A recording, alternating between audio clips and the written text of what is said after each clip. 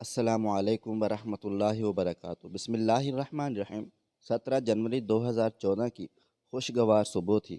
میں دبئی کی سرزمین پہ رہ رہا تھا کہ اچانک مجھے پاکستان سے مس کال موصول ہوئی، یکے بعد دیگرے۔ پھر بعد میں دوسری مس کال آئی تو میں نے نمبر دیکھا تو میرے کزن کے بیٹے کا نمبر تھا۔ میں نے بیک کال کی۔ ان دنوں انٹرنیشنل کالنگ کے پیکیجز بھی بہت زیادہ مہنگے تھے اور 40 روپے فی منٹ کال پڑتی تھی۔ آگے سے ہیلو ہونے کے بعد میرے تو چہرے کی ہوائیاں ہی اڑ گئیں۔ وہ کوئی اور نہیں تھا بلکہ میری جان جگر، جان من، جان جہاں تھی، اور وہ زاروں قطار رو رہی تھی۔ میں نے پوچھا، رو کیوں رہی ہو؟ 7-8 ماہ بعد بات ہو رہی ہے، تبھی رو رہی ہو؟ کہتی ہے نہیں۔ میں نے کہا پھر؟ کہنے لگی سانول میرے بغیر زندگی گزار لیں گے۔ میں نے کہا ناممکن ہے، بہت زیادہ مشکل ہے۔ میں تو رات سونے تک آپ کو یاد کرتا رہتا ہوں اور صبح اٹھ کے ایک بار بستر پہ بیٹھ کے تجھے یاد کر کے منہ بھی پھر دھوتا ہوں۔ کہنے لگی اگر میں مر گئی تو پھر کیا کریں گے آپ؟ میں نے کہا اللہ نہ کرے، میں تو جیتے جی ہی مر جاؤں گا۔ کہنے لگی بس یارا، جدائی کی گھڑی آ گئی ہے اور ہم ہمیشہ کے لیے بچھڑ رہے ہیں۔ میں نے کہا پہیلیاں نہ ڈالیں، صاف صاف بتائیں کہ مسئلہ کیا ہے۔ کہنے لگی میری شادی چچا کے بیٹے کے ساتھ طے کر دی گئی ہے اور 4 دن بعد میری شادی ہے۔ میں نے بہت زیادہ کوشش کی کہ آپ سے رابطہ کرنے کی، مگر کوئی شخص ملا ہی نہیں جس کے موبائل فون سے رابطہ کر سکتی۔ یہ تو آپ کے کزن کا بیٹا اچھا ہے۔ میں نے اسے دیوار کے اوپر سے کہا کہ مجھے اپنا موبائل فون دے دو، میں نے دبئی بات کرنی ہے۔ کہتا ہے کس سے کرنی ہے؟ جب آپ کا نام لیا تو اس نے موبائل دے دیا، لیکن کہتا کہ بیلنس نہیں ہے۔ میں نے اسے 200 روپے دیے کہ یہ ابھی جا کے ایزی لوڈ کروا دو۔ اب اس نے ایزی لوڈ کروایا تو آپ کو مس کالیں دی ہیں۔ اللہ، میرا تو اوپر کا سانس اوپر ہے اور نیچے کا سانس نیچے رہ گیا۔ ایک 19 برس کی لڑکی میرے لیے اتنی جدوجہد کر رہی ہے، کوشش کر رہی ہے، اور میں 22 برس کا لڑکا ہو کر دل ہارے بیٹھا ہوں۔ وہ کہنے لگی کہ سانول میں آپ کے بغیر زندگی نہیں گزار سکتی۔ مجھے چچا کا بیٹا ذرا بھی پسند نہیں۔ میری شادی زبردستی کی جا رہی ہے، حالانکہ میں نے امی ابو کو بولا بھی ہے کہ میں یہاں پہ شادی نہیں کرنا چاہتی، مگر میری کوئی سنتا بھی نہیں۔ سانول یارا، تم خوش رہنا ہمیشہ، تیری سونی تیرے نام پہ قربان ہو جائے گی۔ میں شادی سے ایک دن پہلے بجلی کی ننگی تاروں کو ہاتھ لگا کے مر جاؤں گی، لیکن آپ کی محبت کی لاج رکھوں گی۔ اور ساتھ رونے لگے۔ بس وہ وقت میرے لیے قیامت کا بن گیا تھا اور میں لڑکپن کی عمر میں جذبات کی تپش میں پھسل گیا اور اسے کہا کہ آپ روئے نہیں میری جان، میں آپ کی خاطر دولت کو ٹھکرا مارتا ہوں اور واپس پاکستان آتا ہوں۔ ہم کورٹ میرج کرتے ہیں، لیکن وعدہ کریں اگر حالات جتنے برے آ گئے آپ میرا ساتھ دیں گی۔ کہنے لگی اگر کوئی وقت ایسا آ بھی گیا تو پہلی گولی میں اپنے سینے پہ کھاؤں گی، پھر کوئی آپ تک پہنچے گا۔ اس کی دیدہ دلیری دیکھ کے میں پگلا واپس پاکستان آنے کا پلان بنانے لگا۔ میں نے اسے کہا 4 دن کے بعد آپ کی شادی ہے، آپ میرا انتظار کریں، میں 2 دن میں آپ کے پاس آ جاؤں گا انشاءاللہ۔ اور اسے موبائل اپنے پاس رکھنے کا کہا، آف کر کے چھپا دیں کہیں، اور جب گھر میں کوئی نہ ہو تو مجھے مس کال دے کر بات کریں۔ خدا گواہ، جب میں نے پاکستان آنے کا پلان بنایا تو جیب میں 1 روپیہ بھی نہیں تھا، بلکہ دکان والے سے بیلنس بھی ادھار لوڈ کرواتا تھا۔ مجھے اچھے سے یاد ہے جمعرات تھی، جمعے کو میں نے پاکستان جانے کا پروگرام بنایا تھا اور اتوار کو سونے کی شادی تھی۔ میں نے بعد نماز عشاء مسجد میں قیام کیا اور عشاء سے لے کر تہجد تک نوافل ہی پڑھتا رہا کہ یا خدا، میرا عشق سچا ہے، میری مدد فرما، کوئی وسیلہ بنا کہ مجھے پاکستان جانے کے لیے پیسے مل جائے۔ سیلری بھی لیٹ تھی کیونکہ مہینے کی 18 تاریخ تھی۔ میں نے عشاء سے تہجد تک مسجد میں قیام کیا اور رو رو کر خدا سے مدد مانگی۔ پھر فجر کے وقت مؤذن نے آ کے اذان دی۔ میں نے عشاء کے وضو سے فجر کی نماز بھی ادا کی اور پھر بیٹھ گیا سورۃ یاسین پڑھنے۔ سورۃ یاسین سے بھی مدد طلب کی۔ فجر کے بعد طلوع سورج تک میں نے کوئی 41 بار سورۃ یاسین پڑھ لی تھی اور پھر ایک طویل دعا کی جس میں خدا سے براہ راست مخاطب ہو گیا کہ اللہ پاک، آپ نے آج اگر میری مدد نہ کی تو پھر میں زندگی بھر آپ سے کوئی مدد طلب نہیں کروں گا۔ عاشق لوگ جنونی ہوتے ہیں اور جنون ان کے سر پہ سوار ہوتا ہے۔ میں بھی اس وقت خدا کے ساتھ ضد کر کے بیٹھ گیا کہ چاہے کچھ بھی ہو جائے مجھے آج پیسے چاہئیں اور میں نے آج ہی پاکستان جانا ہے، بس کیسے جانا ہے یہ سب ترتیب آپ کی ہے۔ میں اپنی ڈوریں خدا کے ہاتھ میں دے دی اور ایک مضبوط یقین اور پختہ توکل کے ساتھ کسی معجزے کا انتظار کرنے لگ گیا۔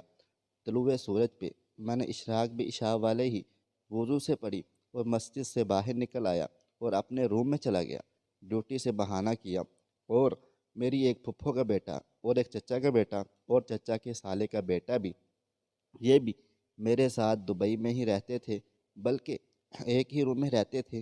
میں ان تینوں کو بولا کہ میں ابو ظبی جا رہا ہوں ایک دوست کو ملنے، اور نیا سوٹ نکال کے استری کیا، اچھے سے غسل کیا، دن 10 بجے نماز چاشت پڑھی اور بیٹھ گیا معجزے کے انتظار میں۔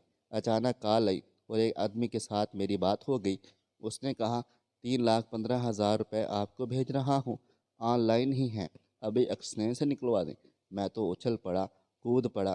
کبھی کبھی اللہ پاک زمین پہ اپنے بندوں کی مدد کے لیے فرشتے بھی بھیج دیتا ہے، اور وہ شخص یقیناً فرشتہ تھا جس نے عین وقت پہ 3,15,000 روپے دیے تھے۔ 2014 میں 3 لاکھ روپے بہت بڑی رقم ہوا کرتی تھی۔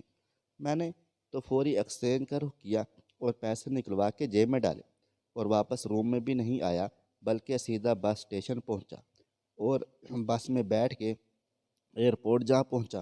آپ کو ایک اہم بات بتا دوں کہ میرا آزاد ویزا تھا اور میرے سب کاغذات میرے پاس موجود تھے۔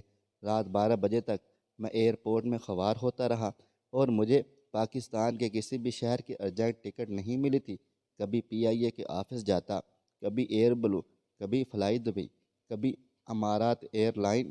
نیند سے آنکھیں چور، کیونکہ 2 دن اور 2 راتوں کا جگراتا تھا۔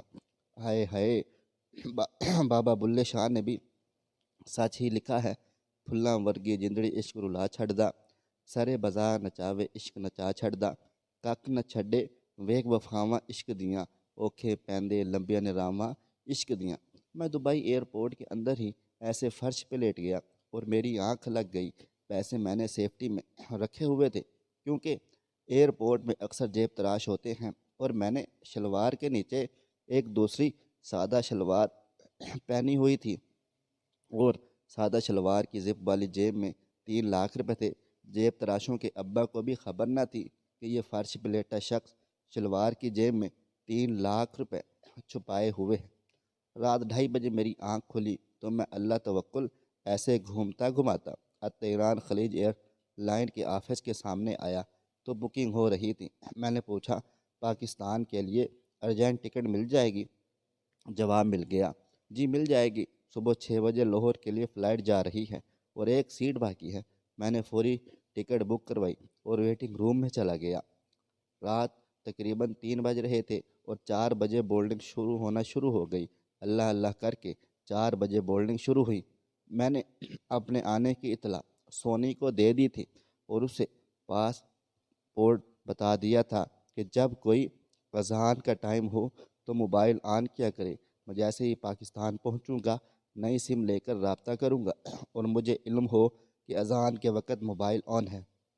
صبح 6 بجے دبئی سے تیران خلیج ایئر لائن نے لاہور کے لیے اڑان بھری تو میں اشش کر اٹھا، واہ خدایا واہ، آپ اتنی جلدی بھی سن لیتے ہیں۔ میں تو حیران و پریشان تھا اور سب دعائیں ڈرتے ڈرتے مانگی تھی کہ اتنی جلدی کیسے قبول ہو گئے۔ پھر یاد آیا اللہ پاک قرآن پاک میں ارشاد فرماتے ہیں کہ میں ہر چیز پہ قادر ہوں۔ واہ سبحان تیری قدرت پہ۔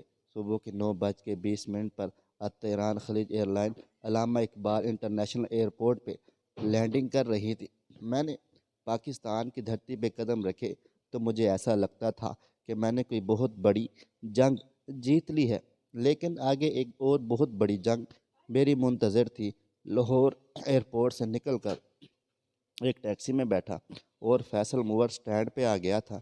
اس زمانے میں ڈیوو کوچ نہیں ہوا کرتی تھی، بس سادہ سی عام سی AC کوچ ہوتی تھی۔ میں ایک کوچ میں بیٹھا اور اپنے ضلع بہاول نگر پہنچ گیا اور مجھے شام ہو گئی۔ صبح ہفتہ تھا اور سونی کی مہندی تھی۔ مجھے ہفتے کے دن ہر حال میں سونی تک پہنچنا لازم تھا۔ बहावल नगर पहुंच गए। यूँ फ़ोन की नई सिम ली और उसे मिस कॉल कर दी। उसका नंबर ऑन था। फिर कुछ देर बाद मुझे उसकी मिस कॉल आई। मैंने बैक कॉल की तो सोनी की भाभी बोल रही थी और कहने लगी, सोनी के भाइयों को किसी तरह तरीके शक हो गया है कि सोनी घर से भागने वाली है। उन्होंने सोनी पे बहुत ज़्यादा तशद्दुद किया। सीमेंट की दीवारों के साथ उसका सर मार दिया है। वो तो उठ के बैठ भी नहीं सकती, ऐसी हालत है उसकी। मेरा दिल तो एक बार तो फट गया था, लेकिन मैंने उसकी भाभी को एतमान में लिया कि आप हमारा साथ दें तो मैं ज़िंदगी भर आपका एहसानमंद रहूँगा। मैंने कहा कि सोनी को जाके बता दें मैं बहावल नगर पहुँच चुका हूँ और आगे 1 घंटे का सफ़र है बस, लेकिन मुझे कुछ बंदोबस्त भी तो करने हैं। रात मुझे अपने ही ज़िले बहावल नगर होटल में क़याम करना पड़ा। 500 रुपये देकर एक चारपाई और एक रज़ाई किराए पे ली और रात मैंने गुजार दी। सुबह सोने की मिस कॉल आई कि यारा कहाँ रह गए, अब तो सांसें भी अटकने लग गई हैं। मैंने कहा आप बेफिक्र हो जाए मेरी जान, मैं आपको मेहंदी नहीं लगने दूंगा और मैं आप तक पहुंच आऊँगा। मैंने सोनी को मगरिब की अज़ान का वक़्त दे दिया कि मैं मगरिब की अज़ान के वक़्त हर हाल में आपके घर के बाहर मौजूद हूँगा। गाड़ी लेकर आप बस मुझे मिस कॉल कर देना और हमारा प्लान डन हो गया। मैंने एक अपने पुराने दोस्त को हमराज बना दिया और उससे मदद मांग ली, और उस मुनाफिक गलीज़ इंसान ने हेल्प तो क्या करनी थी, उल्टा मेरे घर वालों को बता दिया कि सांवल दुबई से भाग आया है और लड़की भगाने के चक्करों में है। मेरा बड़ा भाई भी अलर्ट हो गया। भाई के पास टोयोटा करोला गाड़ी थी और उसने घर के बाहर ही खड़ी कर रखी थी, जैसे थाने वाले थाने के बाहर गाड़ी गाड़ी खड़ी करते हैं और हंगामी हालात में 1 मिनट में हूँ हूँ होती चली जाती है। जो बंदा समंदर झील आया था वो 45 किलोमीटर की दूरी क्या समझता, गाड़ियाँ अलर्ट खड़ी रखने को वो क्या समझता था।